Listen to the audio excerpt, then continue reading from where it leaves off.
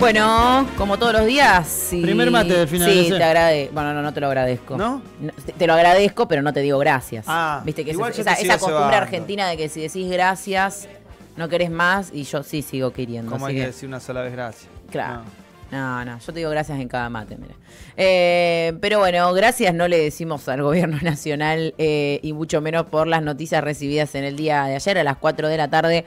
Todos nos enteramos del nuevo dato de la pobreza. Estamos hablando de la medición arrojada por el INDEC que corresponde al segundo semestre de 2024 del año pasado y que indicó que la pobreza alcanzó el 38,1%. Estamos hablando de una cifra 14,8 puntos menor que la del primer semestre de ese año, cuando la pobreza había alcanzado un 52,9%.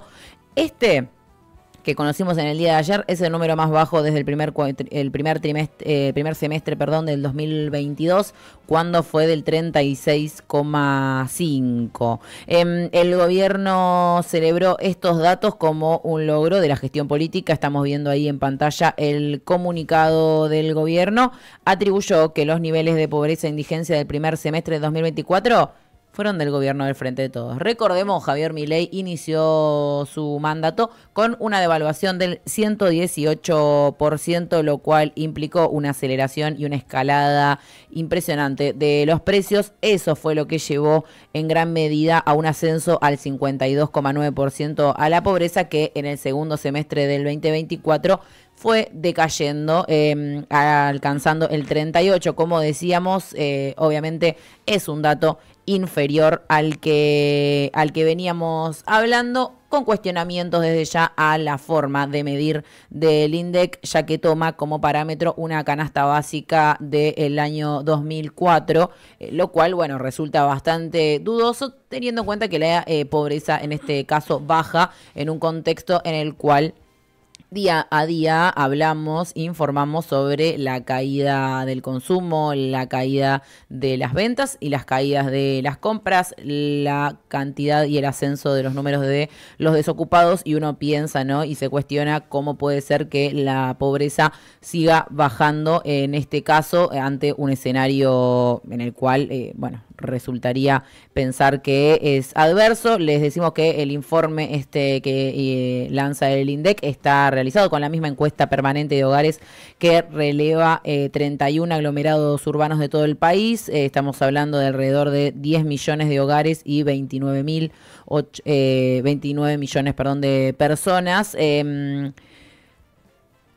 Algunos cuestionan, como decíamos, la fórmula a través de la cual el INDEC lo mide. Ahí estamos viendo el gráfico en pantalla. El CEPA, por ejemplo, el Centro de Economía Política Argentina, interpretando este resultado, lo que dice es que la metodología del INDEC es cuestionable porque tiene el problema de que afecta a esta medición con condiciones que no son representativas de los consumos alimentarios y no alimentarios de los argentinos.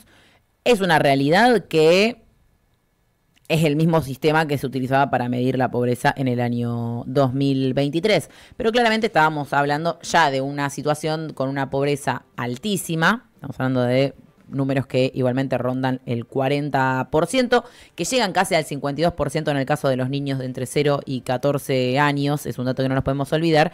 Y que la indigencia, estamos hablando que en este momento alcanzó el 8%. Sí, y un elemento no menor, como bien destacaba Delphi, con 15 meses de caída de consumo alimentario, o sea, con 15 meses sostenidos de caída del consumo de alimentos, principalmente focalizado en la carne y en verduras, podemos hablar de que la gente no es que no está comiendo, o por lo menos el consumo en general, no es que en este caso baja porque hay gente que se cuida. ¿No? No hay una cuestión de régimen. ¿No es que vos estás a dieta? Yo la verdad que no, me encantaría. Pensé que habían dejado de comer, dieta obligatoria. Me encantaría comer asadito. O quizás la caída de la venta de carne era porque todos son veganos ahora, claro, ¿no? La moda del veganismo no creo que sea tan masiva. Lo que sí funciona así, recomiendo, hay una publicación interesante de Economía sin falacias, parte del equipo que entre otros conduce Guido Agostinelli, en el que hacen un planteo alrededor de por qué, ¿no?, baja la pobreza y cómo es la medición de este gobierno, pero sobre todo hacen hincapié en que el INDEC ya tiene una agenda actualizada, una canasta actualizada, ¿no?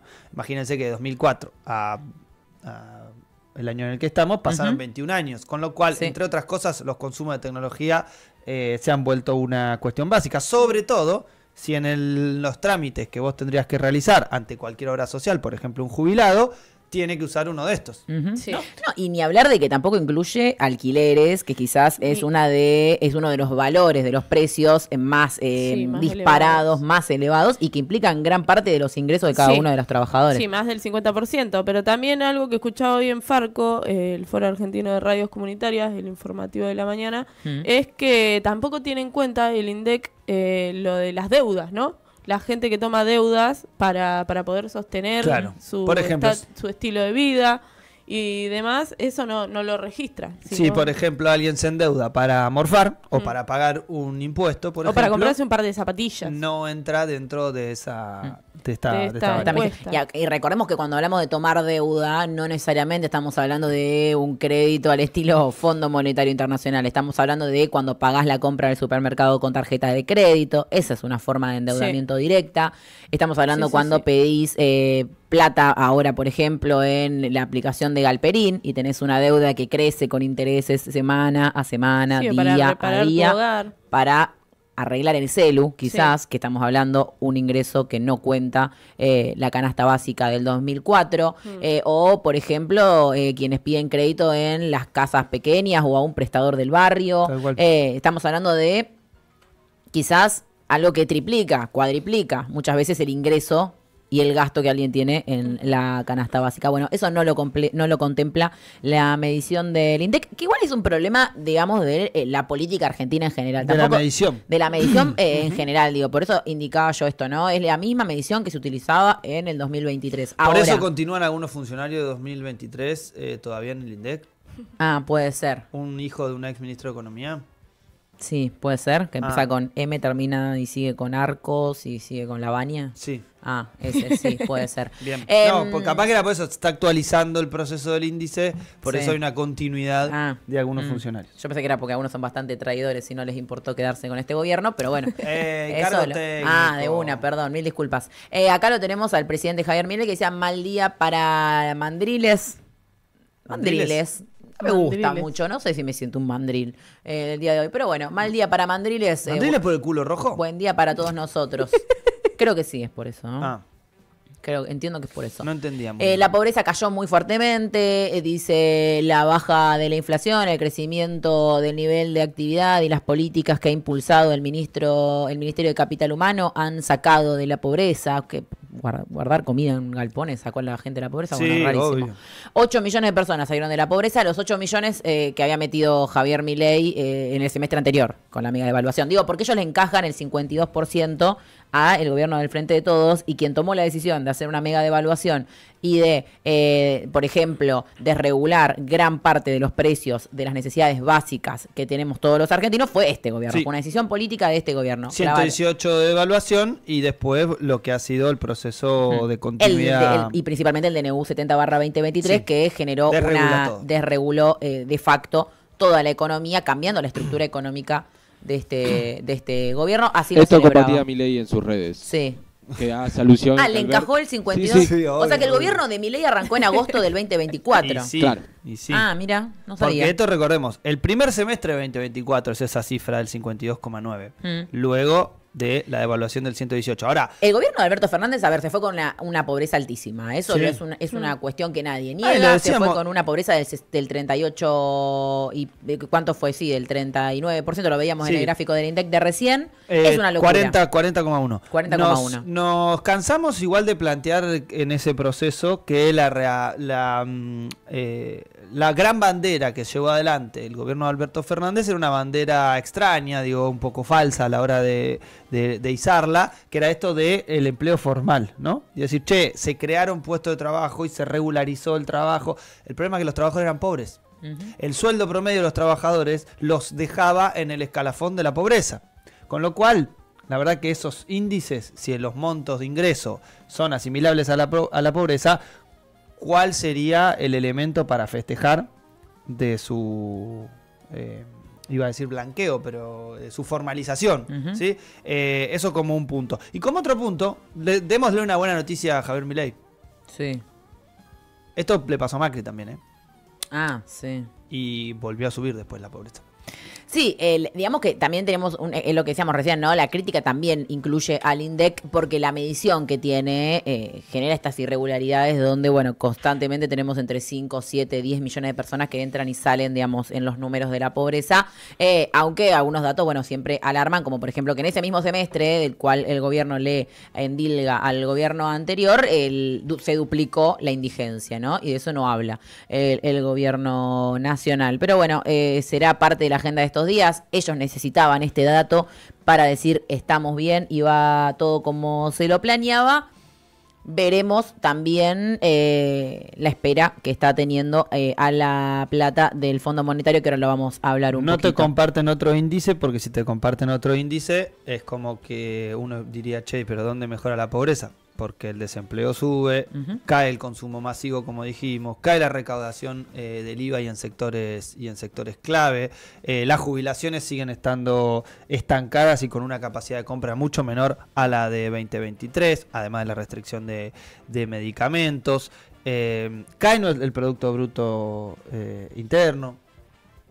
La verdad que esto ya no es una cosa que nos parezca que este gobierno es una mierda, sino que estamos un poco comentando elementos económicos de la realidad. Y que acá, obviamente, la experiencia personal no siempre es una vara para poder medir los procesos políticos, porque eso es una realidad, o incluso los datos de cómo son. Ahora, cuando uno ve que el gobierno festeja esta super caída de la pobreza, se pregunta, ¿no? En nuestros contextos, en uno mismo, en las personas que lo rodean, en las personas que se cruza uno habitualmente en la calle, ¿quién está mejor? ¿Quién tiene mayor poder adquisitivo? Y no estoy hablando ¿Quién es la casta? No, y concretamente, si alguien conoce a alguien que salió de la pobreza, digo, que hoy en día sus ingresos le alcanzan para más que lo que le alcanzaban en el mismo semestre del 2024, digo, porque también... y claro, digamos... no me va a tragar la pobreza. Claro, y no te traga, y no. no te traga. Si no te alcanza para pagar el alquiler, no te alcanza para las expensas, y tuviste que dejar de usar el auto si tenías, o la moto, para usar la bici, porque no te alcanza para la nafta, que hoy vuelve a aumentar, bueno... Hoy Entonces, aumenta todo ¿dónde para colmo. Bueno, sí, pero ahora no lo voy a decir. No lo voy a decir ahora porque si no, no quiero que ningún oyente será por las malas. Arrancó el vómito re temprano, Delfina. Sí. Vamos a irnos a otra cosa. Sí. ¿Les parece? Si ordenemos non. El FMI. No. Ordenémonos y FMI como que no va muy y ahí de la va mano. el Pero orden. dale, ya fue. Calificó de razonable Las órdenes. el primer desembolso del 40% para la Argentina. ¿Vieron de eso que nos reíamos en el día de ayer? De Toto Caputo diciendo cómo no van a hacer una super excepción y no van a hacer algo sin precedentes. Hicimos el mejor ajuste que alguien alguna vez haya hecho. Y decíamos, Toto Caputo, tus ganas no implican que el Fondo Monetario te dé un desembolso que nunca le dio jamás a ningún país. ¿Sabes qué dijo el Fondo Monetario? Y tiene razón, amigo. Se lo ganaron. Si mira el desempeño que han tenido. ¿Vos alguna vez viste un país que clave un ajuste como el que clavó la Argentina? ¿Alguna vez viste un país que le quite los medicamentos gratuitos a los jubilados, que además los haga cobrar 240 lucas y además los cague a palo? Yo nunca vi una cosa así, dijo el Fondo Monetario Internacional. Esto no lo vi ni en Portugal, ni en Grecia. Dijo, aplauso de pie. Es una medida muy dura, pero que no nos quedaba otra, dijo Patricia Bullrich. Y así fue que el Fondo Monetario entonces dijo que es razonable darle a la Argentina el 40% del total del nuevo préstamo en el primer desembolso. Estamos hablando de un nuevo acuerdo que aparentemente sería de 20.000 millones de dólares, según anunció Toto Caputo, y el primer desembolso, es decir, la primera entrega que haría el Fondo Monetario, equivaldría a 8.000 millones de dólares. Hablamos de una excepcionalidad porque el Fondo Monetario no suele entregar, casi la mitad del total del préstamo en el primer envío, sino que te da un poquito te evalúa a ver cómo lo estás aplicando, te da otro poquito, te evalúa o te da un par de desembolsos y va evaluando trimestralmente, como siempre decimos, hace sus revisiones técnicas. Bueno, en este caso parece que confía totalmente en el ministro Tomasol, en Toto Caputo, que nunca jamás se fugó la guita que le prestó el Fondo Monetario. No sé dónde escucharon eso ustedes. Por ahora queda esperar a que se reúna entonces el Fondo Monetario y defina de cuánto será el acuerdo, en qué tramos y cuánto desembolsará en cada uno de ellos, pero los dichos de Cristalina Georgieva indican a que la información que va dando Toto Caputo en realidad no son sus delirios, sino que efectivamente son conversaciones que está teniendo con el organismo internacional. Sí, hablaron también exdirectores del Fondo para el Hemisferio Sur, Alejandro Werner y se me fue el nombre ahora del otro muchacho, Claudio Lucer, creo que es, o Loser. Bueno, sí, de perdedores no tienen mucho estos muchachos. Deben ser muy infelices. Y hablaban un poco de cómo iba a ser este esquema, ¿no? De hecho, uno de ellos hacía una referencia y decía, es muy probable que a la Argentina se le dé la plata para que llegue a las elecciones. Juro por Dios que esto es lo que decía, un primer desembolso para que llegue a las elecciones y después un desembolso más fuerte para la transformación económica en el sentido del que va la Argentina. Digo esto porque es parte de algo que nosotros veníamos hablando, que está bueno que se sincere el fondo. Viste que nosotros tenemos que sincerar las cuentas y todo eso que siempre nos promete Caputo. Intervenimos en las elecciones de la Argentina. Claro, que el FMI diga lo que es. Un organismo de intervención directa e indirecta sobre países de América Latina, Asia y el sur global en su conjunto, y que no le importa el bienestar de la Argentina ni la regulación macroeconómica de nuestra balanza de pagos, sino que le importa que estemos atados a ellos y condicionar nuestra política económica de acá hasta la eternidad.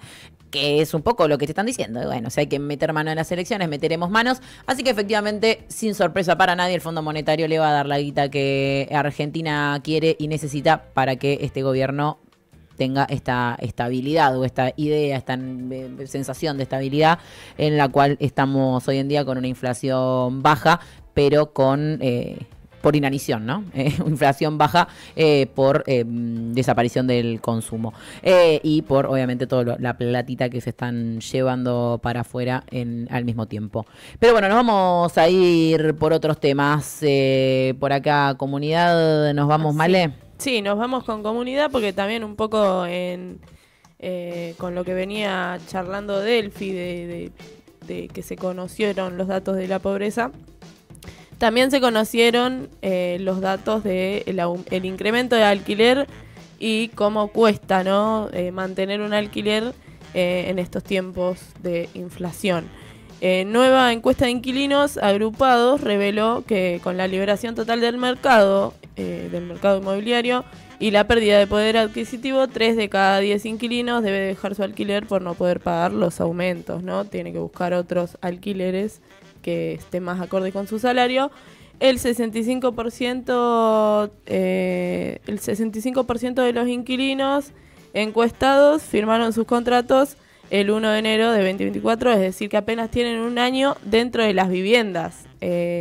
Ahora sí, Mati, vamos con la plaquita. El 30% tuvo que dejar la vivienda. Estos datos los sacamos del Destape, que estuvo haciendo esta noticia conocida. Con el informe de inquilinos agrupados, sí, que salió, que debe estar publicado, muy, muy interesante también. Recordemos, parte del el desarrollo organizativo, la sociedad civil, acorde a una problemática que no se atiende. No se atiende y se profundiza cada vez más porque los alquileres aumentan cada 3 meses. Con esto de liberar el mercado inmobiliario, te pueden alquilar cuando quieren y montos elevados, ¿no? Bueno, vamos con el segundo, si querés, Mati. La encuesta nacional inquilina realizada en marzo, por inquilinos agrupados, reveló que el 29,8% de los hogares encuestados tuvo que mudarse por no poder afrontar el precio del alquiler. Además, el 88% de los encuestados considera que tendrá dificultades para pagar el alquiler en los próximos meses, y el 10% de los inquilinos destina el 60% de su salario al alquiler. Esto revelaba también la encuesta hecha por inquilinos agrupados. También en términos etarios, los más afectados son los jóvenes entre 25 y 34 años. El 34,8% de los que alquilan son jóvenes. Y teniendo en cuenta el género, que el 51,9% son mujeres. La situación laboral más frecuente se da en monotributistas e informales, revela esta investigación, que bueno, nos muestra y deja al desnudo, ¿no? Esta problemática que se está, bueno, con estos ajustes del Fondo Monetario, aumentan los alquileres, los sueldos no suben, y los más perjudicados y perjudicadas, aparte de los adultos mayores, son los jóvenes que, bueno, la mayoría están en negro, ¿no? Entonces, o se pueden quedar sin trabajo o nunca les llega un aumento de su salario, ¿no? Ayer veía un número, 63% de los sub 30 en la informalidad y el 60% pobres. Sí. Sí, y si no vivís con tus viejos y tenés que alquilar, bueno, muchos estudiantes les debe estar pasando eso, o recibidos que están viviendo con la Ciudad de La Plata.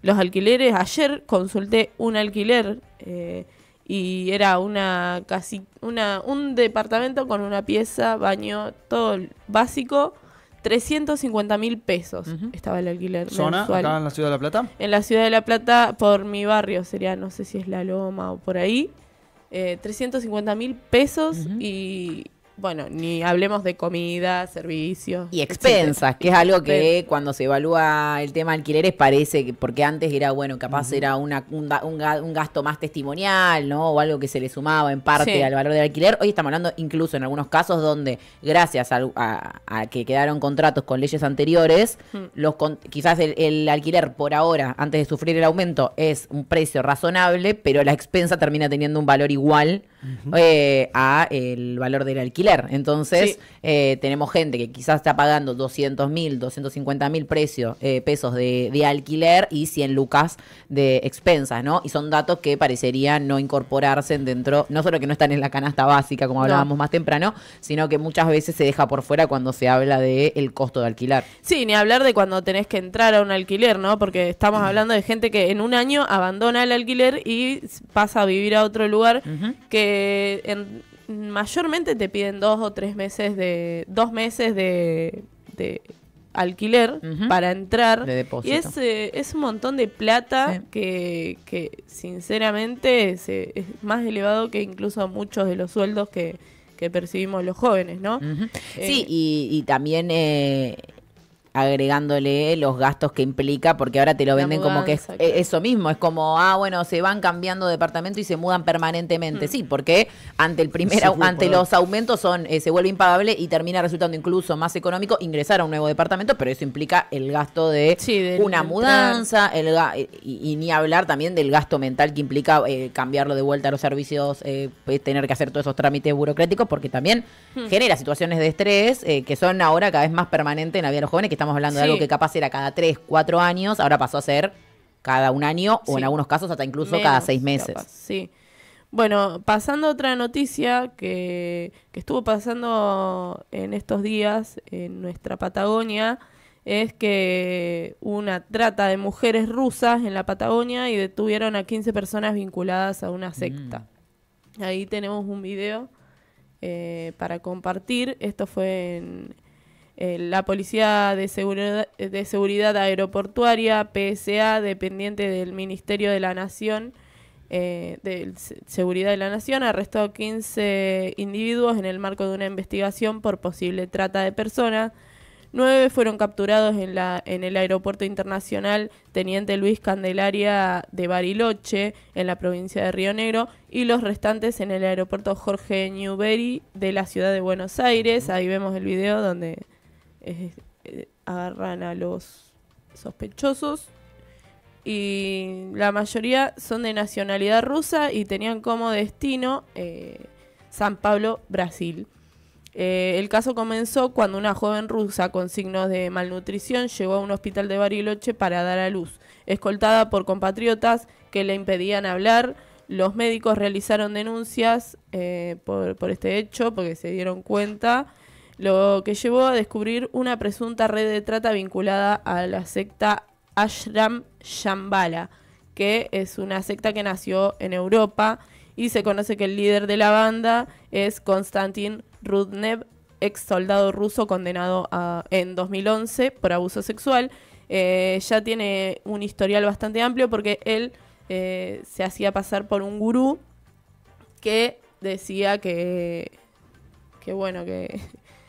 hay algo muy, muy loco que dice este gurú, que cuando iban perdiendo los dientes por malnutrición y por maltrato y demás, porque estaban en condiciones horribles, él les decía que se estaban convirtiendo en seres que perciben luz. Por eso no necesitaban los dientes para comer, sino que se alimentaban de la luz. Se alimentaban de la luz, de la energía.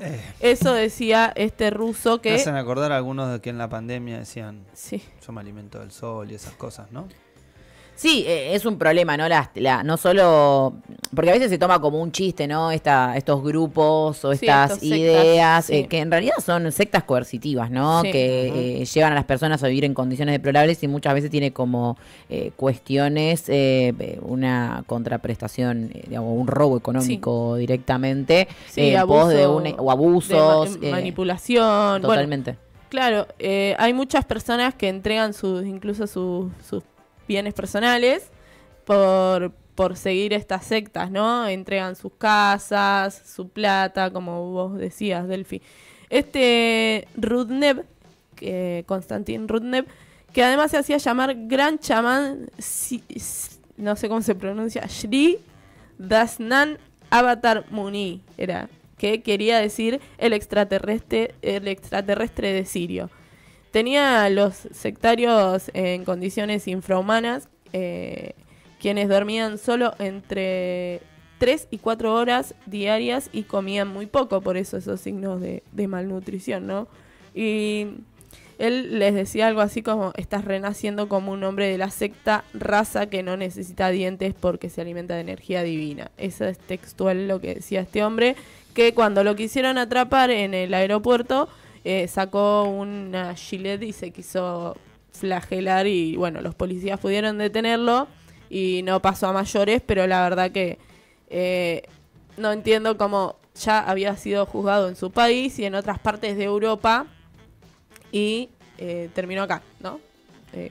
¿Dónde está la Interpol cuando se la necesita? Y quería irse para Brasil a seguir. Acá tuvo muchos adeptos, eso también destacaba una noticia. Es que posta en Argentina hay una cuestión de medio proclive a caer en este tipo. Bueno, Cositorto, hay varios que han caído en cana, pero después hay muchos que permanecen. Ahora, el primer candidato, y más cuando son de otro país, ¿no? Uh-huh. Creo que tenemos una tendencia a admirar mucho a personas de otros países y a dejarnos chamullar un poco. Que vienen con el manto de luz. Claro. Sí. Hay que tener cuidado, hay que poder identificar esos grupos, esas intenciones y si conocen a alguien que está en esa, ayúdenlo, no se lo tomen en chiste, hay que ayudar porque realmente son entramados de muchísimo poder y de manipulación y muchas veces creo que se naturaliza y es como... Si la amiga no seas boluda, no te metas ahí. No, o es mucha cuestión de, bueno, miran en cuál está en esta, y en momentos de crisis, de hambre, de pobreza y demás, es mucho más proclive que las personas puedan caer en estas redes que te prometen contención, te prometen bienestar y en realidad, bueno, son sectas que, te llevan a este tipo de situaciones. Sí, incluso prestaban servicios sexuales las chicas que el hombre tenía bajo su control, ¿no? Y bueno, esas han sido las noticias de la comunidad. Buenísimo, Male. Esperemos traer cosas más alegres que sucedan en la comunidad. Dale. Vas a tener que hablar de la comunidad trinchera, porque obviamente. La verdad que las entradas de la comunidad ferroviaria de hoy, que es sorteo. Los del fuego. Si no, estamos tremendos. Hoy tocan los del fuego en la comunidad. Así es. ¿Quieren seguir con buenas noticias? Dale, Fran, a ver. Tengo una para compartirles. Tráela. Bien, ¿qué fue lo que sucedió? A ver, la Federación del Personal de Vialidad Nacional, que por su sigla es FEPEVINA, hizo una denuncia concretamente a la Administración General y al Director General de Vialidad Nacional, Marcelo Jorge Campoy. ¿De qué se lo acusa a Marcelo Jorge Campoy concretamente? de malversar cerca de 300 millones de dólares. Exactamente, millones de pesos, perdón. Exactamente 277 mil millones de pesos.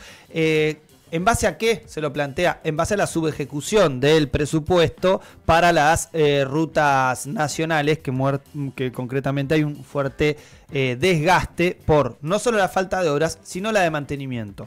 Ahora sí vamos a poner esa imagen, querido Mati Marchi. Para los que no estén mirando por YouTube, les decimos que se vengan un ratito porque vamos a mostrar algunas imágenes que son bastante ilustrativas.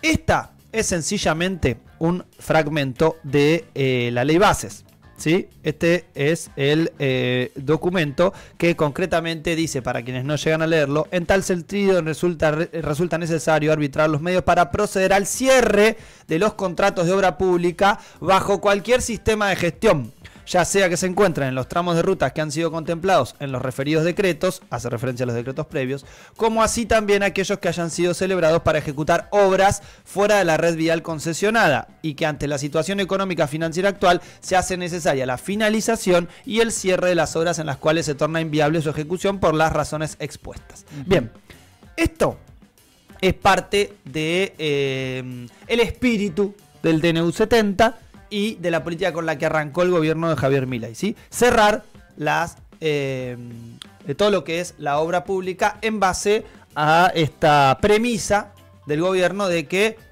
todo es un choreo a mano armada, ¿no?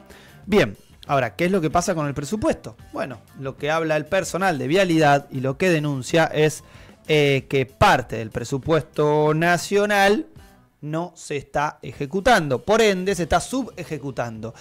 Y uno podrá decir, bueno, pero si se está subejecutando es porque todavía hay un pedazo de ese presupuesto, porciones de ese presupuesto que se podrían ejecutar.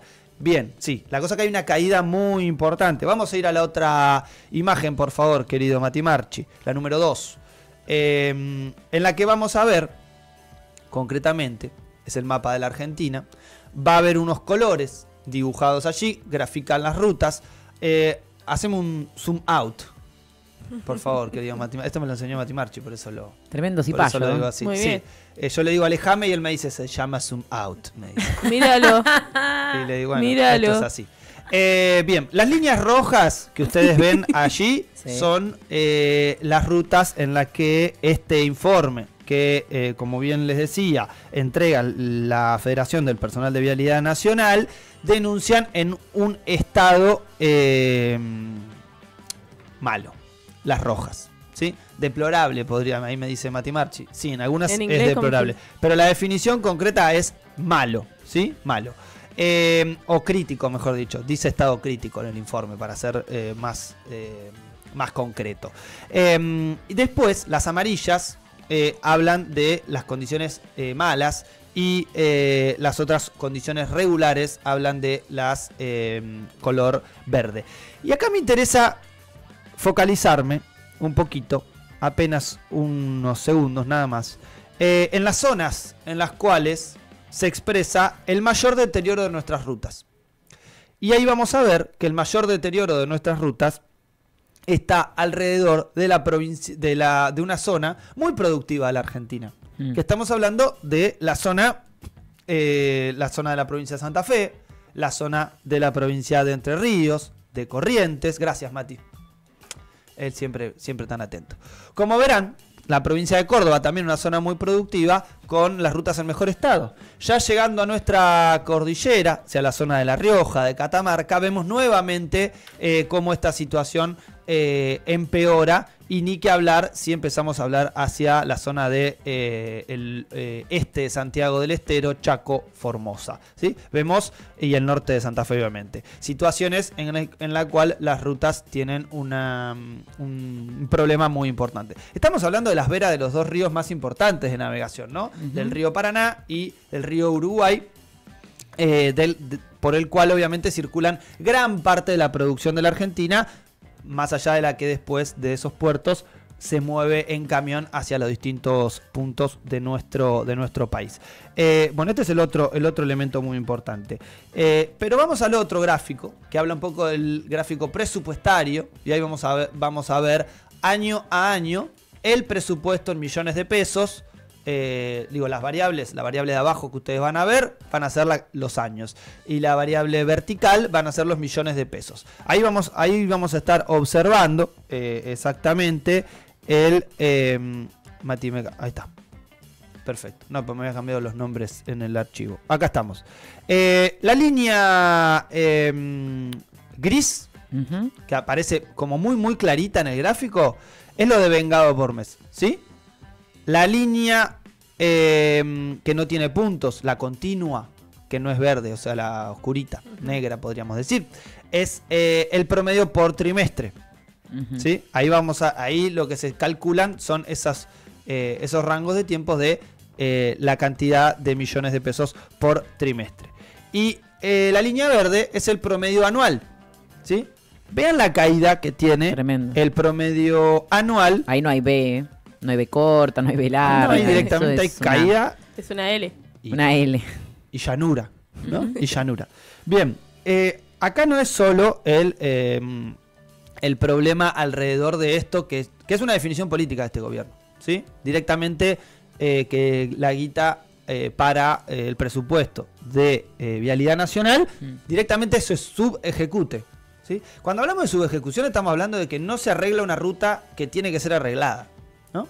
Y venimos de índices muy preocupantes, porque esto, el aumento de víctimas fatales en accidentes viales, sobre todo en rutas, viene aumentando de 2023 para acá. De hecho, en 2023 tuvo un aumento muy grande, cerca del 14%. Con lo cual, estamos hablando de situaciones atendibles en clave de que se pierden vidas, además de que los accidentes viales es una de las principales causas de muerte en la Argentina, con lo cual una ruta en mal estado, no solamente en clave productiva, no solamente empezar, ¿dónde circula la producción de la Argentina? Mantengamos esas rutas en estado, sino principalmente las de transporte. Sí, el otro día veía que en Ruta 36 había un cartel que estaba por caerse, y bueno, obviamente por la ruta pasan muchísimos camiones gigantescos y tenían que bordear el cartel para no chocárselos, y eso es lo que trae es que tenés que cruzar para el carril contrario, ¿no?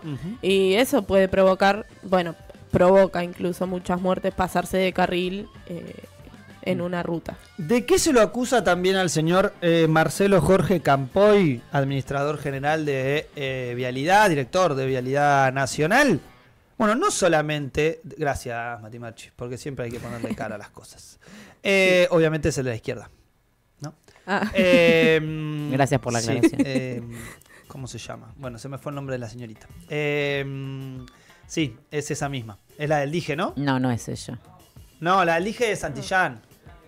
No confundan a la gente porque no se entiende de lo que están hablando. No importa, él es el de Vialidad y ella es una muchacha que no sabemos quién es. Que sí, que la sabemos quién es. Es la diputada nacional, ahora se me fue el nombre de ella, que tiene perlitas muy interesantes. Lorena Villaverde. Gracias, Mati Marchi. Lorena Villaverde, que tiene perlitas muy interesantes en la Cámara de Diputados.